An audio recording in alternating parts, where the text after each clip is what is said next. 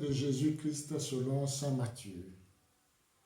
En ce temps-là, Jésus disait à ses disciples, « Lorsque vous priez, ne rabâchez pas comme les païens.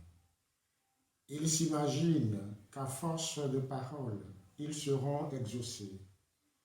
Ne les imitez donc pas, car votre Père sait de quoi vous avez besoin avant même que vous l'ayez demandé. Vous donc priez ainsi.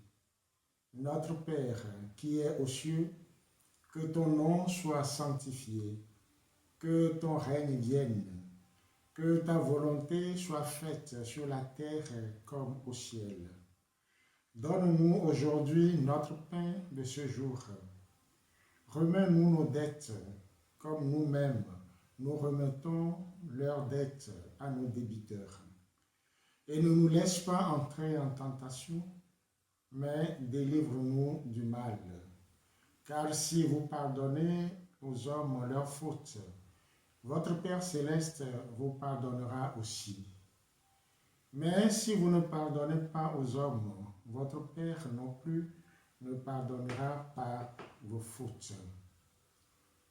Frères et sœurs en Christ, Jésus apprend à ses disciples et à nous aujourd'hui la prière de notre Père. Il nous offre cette prière comme un cadeau.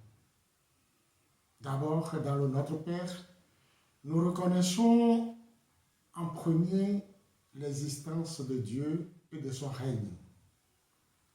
Nous reconnaissons également que aimer Dieu, aimer son prochain, c'est faire la volonté de Dieu.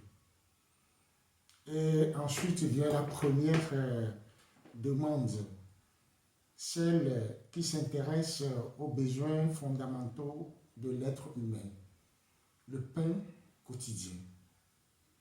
Et après cette demande, nous nous tournons également vers le Seigneur pour implorer son aide dans le combat pour ne pas être victime du mal. Mais pendant ce temps de carême, j'aimerais mettre un accent particulier sur cette partie de notre Père.